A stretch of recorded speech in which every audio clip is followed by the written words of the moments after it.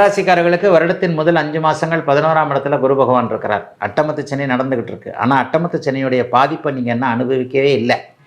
போன வருஷத்துக்கு ஒரு 2 வருஷத்துக்கு முன்னாடி கடகராசிக்காரங்க எப்படி இருந்தாங்க, அதுக்கு 2 வருஷத்துக்கு முன்னாடி மிதன ராசிக்காரங்க எப்படி இருந்தாங்கன்னு பார்த்தீங்கன்னா, சிம்மராசிக்காரர்கள் கஷ்டப்படுறீங்களான்றது உங்களுக்கே தெரியும். ஏன்னா கோச்சார வேதை என்கின்ற அமைப்பில் 1.5 வருஷம் அஷ்டமத்து சனியோட காதை பிடிச்சி முறுக்கிக்கிட்டு உங்களுக்கு எந்த விதமான கெடுதலையும் பண்ண விடாமல் ராகு 7ஆம் இடத்திலேயே வலிமையாக உட்காந்துருக்கிறார்.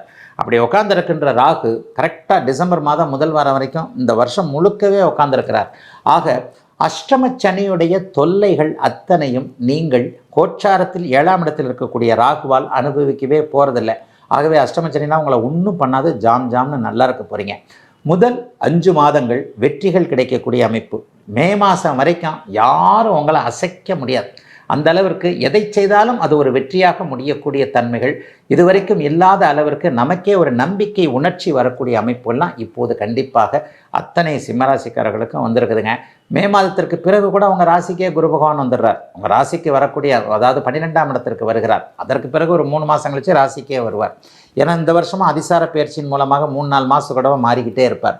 அப்போ 12ஆம் இடத்தில் இருக்கக்கூடிய குரு ஜூன் மாதம் 2ஆம் தேதிக்கு பிறகு என்ன பண்ணுவார்னு பார்த்தீங்கன்னா, கொஞ்சம் நல்ல செலவுகளை கொடுப்பார், மங்கள செலவுகள் கொடுப்பார். வீடு வாங்க போகிறீங்க, வீடு வாங்குறது, காடு வாங்குறது, வண்டி வாங்குறது, கார் வாங்குறது, இந்த மாதிரியான விஷயங்கள் எல்லாத்துலேயும் நல்ல விதமாக சம்பாதிக்கின்ற பணத்தை நல்ல விதமாக செலவு செய்யக்கூடிய அமைப்பு அவரவருடைய பிறந்த ஜாதக அமைப்பிற்கு ஏற்றார் போல இப்போது சிம்மராசிக்காரர்களுக்கு கிடைக்கக்கூடிய ஒரு சுபமான ஒரு நல்ல வருஷமாகவே 2026ஆம் வருஷம் கண்டிப்பாக அமைங்க. எதையும் பற்றியும் கவலைப்பட தேவையில்லாமல் என் பாட்டுக்கு நான் போகிறேன், நான் கொஞ்சம் ஹானஸ்டாக தானே இருக்கிறேன், நேர்மையாக தானே இருக்கிறேன், ஆக எதுவும் எனக்கு பெரிய அளவில் சோதனைகளை கொடுக்காதுங்க என்கின்ற மாதிரியாக எதிலும் ஒரு நிறைவுகள் இருக்கக்கூடிய தன்மைகள் கண்டிப்பாக இப்போது உண்டுங்க. சிம்மராசிக்காரர்கள் பெரிய சோதனைகள்லாம் வேண்டாம். 9ஆம் இடத்துல இருக்க அடுத்தடுத்து வரக்கூடிய சில மாற்றங்களின் மூலமாக தாய் தந்தை உறவுகள் கொஞ்சம் ஒரு மாதிரியாக இருந்தாலும், அல்லது சில பேருக்கு வயதான அம்மா அப்பா இருக்கிறவங்கக்கிட்ட கொஞ்சம் விரயங்கள், ஒரு ஆரோக்கிய குறைவுகள், அவங்களால கொஞ்சம் பணம் செலவு பண்ணுறது, இந்த மாதிரியான விஷயங்கள் இருந்தாலும் கூட பெரிய குடும்பத்தில் பெரிய சோதனைகள் இருக்காதுங்க. கணவன் மனைவி கருத்து வேற்றுமை கொஞ்சம் இருக்கும், இந்த வருஷம் முழுக்கவே இருக்கும். நான் சொல்கிறது இந்த மனுஷன் கேட்க மாட்டார்.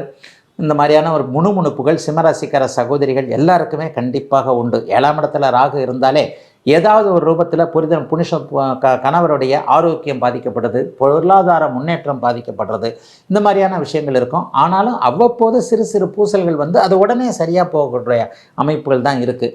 சிம்மராசிக்காரர்களுக்கு மற்ற கிரகங்கள் சாதகமான அமைப்பில் இருக்குது. சிலருக்கு பார்த்திங்கன்னா சொந்த ஊர் பற்றிய எண்ணங்கள் வரும். தூர இடங்களில் இருக்கக்கூடியவர்கள் அனைவருமே திரும்பி இங்கே வந்துவிட வேண்டும் என்கின்ற எண்ணத்தில் இருக்கக்கூடிய அமைப்புகளும் கண்டிப்பாக உண்டுங்க.